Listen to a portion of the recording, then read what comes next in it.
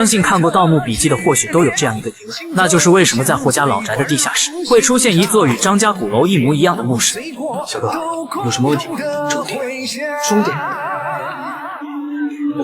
都知道张家鼓楼作为《盗墓笔记》的核心之地，里面不仅藏匿着世人窥忌的长生之秘，更有张家历代族长守护的终极之谜，并且张家鼓楼还是族人存放尸体的地方，也就是张家人的群葬墓。而小哥幼时便是鼓楼的看守者，当初九门之首张大佛爷就是在小哥的帮助下进入张家鼓楼，与复制人完成换血后才拥有了长生体质。但历史上张家鼓楼由于种种原因，其位置一直都飘忽不定，直至明朝时期才将群葬墓迁移至广西巴乃。而之所以将张家鼓楼迁至于此，是因为这里的玉脉具有复制人的功能，于是张家人便根据这种特性制造出鼓楼的防御机制利骆驼，还根据清朝样式雷图纸对张家鼓楼进行了最后的建设，并在四川的四姑娘山建立了千里所。所以要想进入张家鼓楼，就必须破解样式雷图纸和同时得到千里所的密码，否则进入张家鼓楼者必然会九死一生。这也是在剧中吴邪为何一直缠着霍老太太索取样式雷图纸的原因。谁让你坐这儿的？站起来！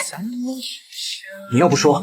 我就不站。为此，铁三角不仅砸了星月饭店，还抢走了价值连城的鬼血。事后，他们跟随秀秀来到霍家老宅，哪成想胖子只是上个厕所的功夫，却误触到霍家老宅的机关，真帅！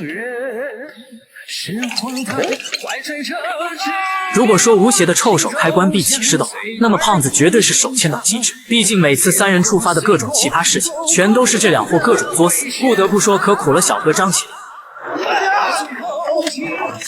此刻三人全部掉入流沙之中，当务之急是赶紧脱离此处，否则像这种流沙坑不需太深，一旦被流沙没过胸口，就会窒息而亡。可他们刚把胖子拖出，身后的入口却已然被铁门封死，眼下只有爬到前方的石门，他们才有生还的希望。好在三位雇佣者顺利爬到石台，可当他们打石门走进去后，才发现霍家老宅的地下室竟是按照张家鼓楼1比1复刻，看样子要想离开此处，就必须破除墓室中的层层机关。而这时胖子示意吴邪抬头看上面的窗户，紧接着吴邪拿出样式雷图纸，果然从上面发现了端倪。这里模拟的是个异状，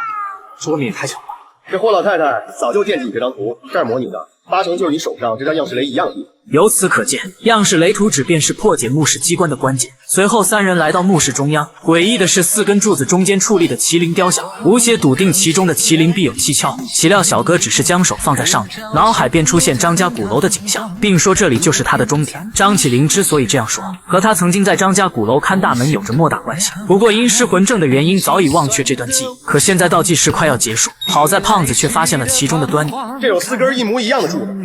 但是这个麒麟当不当正不正就对着那根肯定有毛病。其实柱子铆钉上的东西叫做青铜鎏金麒麟头，按照从1到7的顺序与吴邪手上的样式雷相互对应。照此看来，只要按下与图纸相互对应的铆钉，便能找到这一层的出口。哪成想他们还没来得及研究，墙上的倒计时却已然停止，紧接着大量的碱面从管道喷出。虽说吴邪手中有破解机关的图纸，但此刻他却不知到底按下哪个麒麟头。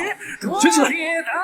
随后吴邪立马将图纸卷起来，并根据图纸上的内容将铆钉逐个按下后，出口的石门才缓缓打开。正当三人以为有惊无险的过关时，殊不知更麻烦的是在等着他们。酒店2层，欢迎您的光临。虽说想要破解第2层机关，就必须穿过周围铁门找到生门。吴邪本以为可以顺利过关，哪成想这些铁门全部按照奇门遁甲所建，